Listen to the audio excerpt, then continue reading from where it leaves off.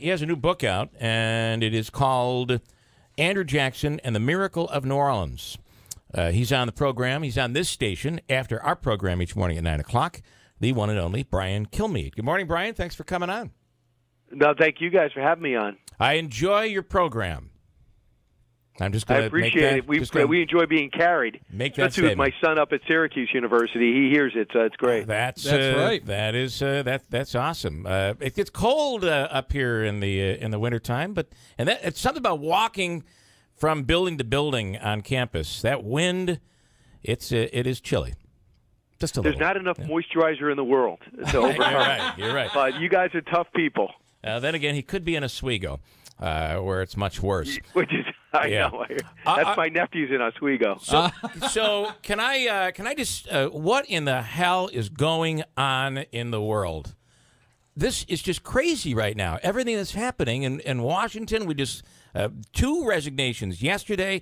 In a nutshell, what's going on? We're in a correction as a country. I mean, we are talking about politics, but could you be talking about the media with Matt Lauer? Yeah. I mean, could you be talking about Hollywood? I mean, what are the Hollywood award shows going to be like, really? They love to blame us, everyday people, and their sanctimonious want to change society. They are the ones living this life, this hellacious life of the powerful taking advantage of the not-so-powerful. Yeah. So I cannot make sense of Trent Franks. Evidently, he went up to 2 staffers and said, "Are you interested in being a surrogate?" And they found that offensive. They reported him. He resigned before we even blinked. Yeah. And then he's gone. He's a pretty high-profile congressman. Al Franken, I'm out of here, but I didn't do anything wrong. Yeah. The speech he gave yesterday was quite a surprise because it was not an apologetic speech at all. I don't think he apologized at all during that speech. The reports we were getting in Fox is he wasn't going to quit. Yeah. Everyone says, "Oh yeah, Al Franken's going to resign tomorrow," and then they pushed back on it up until a little bit before the announcement. But let the record show he's out because Nancy Pelosi, Chuck Schumer, and Gillibrand and the higher ups left him. It wasn't Republicans who pushed him out. Well, and don't so you it feel, makes me think. Yeah. Go ahead. Don't you feel this is because they feel like they can't be the pot calling the kettle black when they're going after Moore and the president? Yeah, they want to go after black kettles, so they're going to go after Moore. And you guys know I'm not a fan of his candidacy. I thought the Republicans should have stepped in and give the people of Alabama a shot at somebody with a background that isn't embarrassing.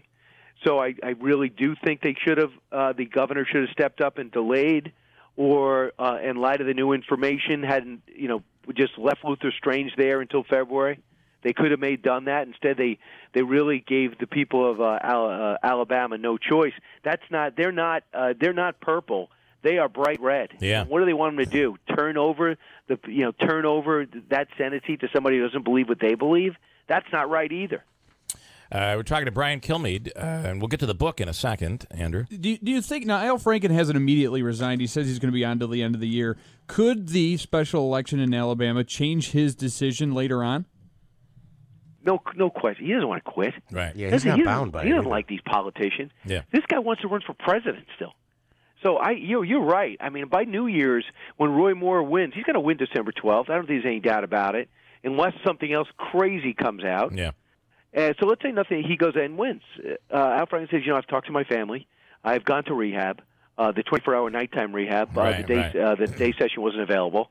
And then I feel better about I probably will not be grabbing people anymore. I got to tell you, if you listen to what he said yesterday, he is resigning because he feels he owes that to the people of Minnesota. Now, if the people of Minnesota all of a sudden say, wait a minute, Al, we are rallying for you, well, he'll have to decide to stay on.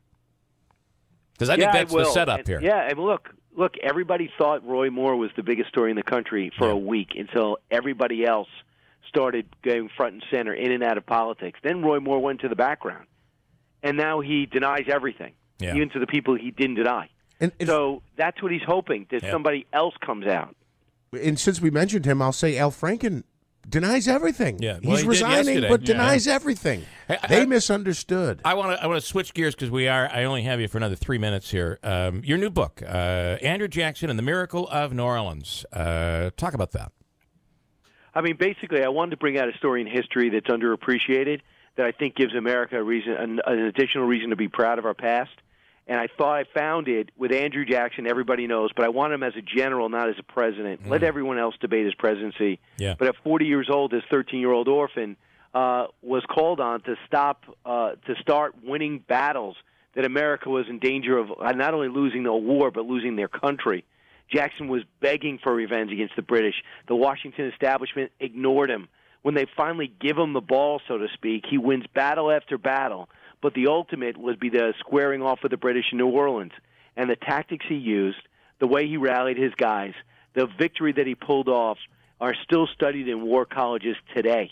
And considering he doesn't have the formal training of Washington or, of MacArthur and Patton and all these, and Eisenhower and the generals we had in the past, this guy is self-taught. He's a lawyer. Yeah. And orphan at 13, a lawyer, a congressman, a senator, he's a major general in the militia. That's National Guard.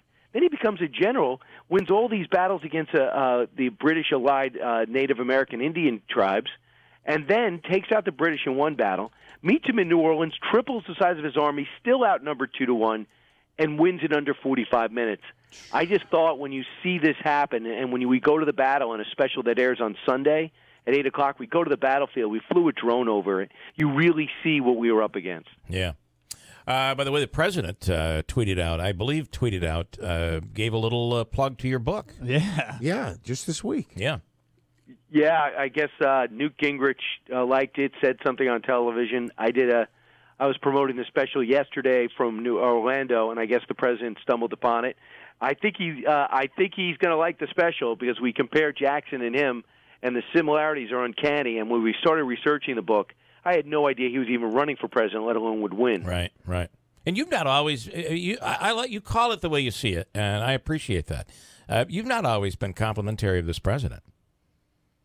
No, I mean, if I was, isn't that crazy? Unless I worked for the president, how could I possibly agree with everything he did? Yeah. And do I love the way he did call out the NFL? Did I love the way he called out Megyn Kelly? Do I think that he's treating Bush extremely harshly?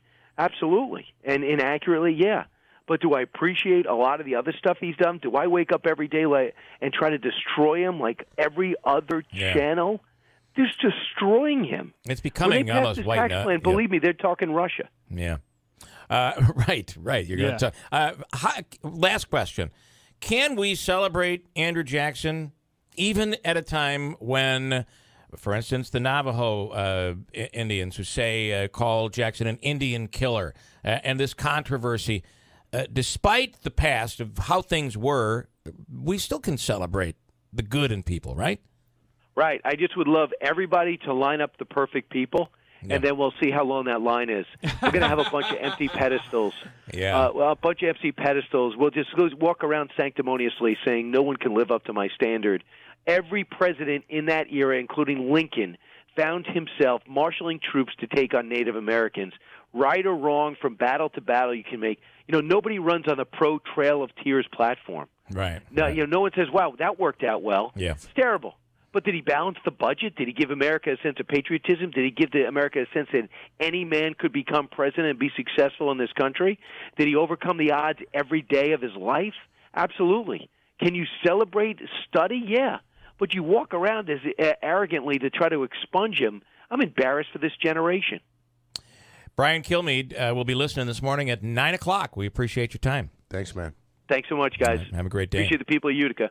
Thank you. His son at Syracuse, his nephew up in Oswego. Man, it's cold up there.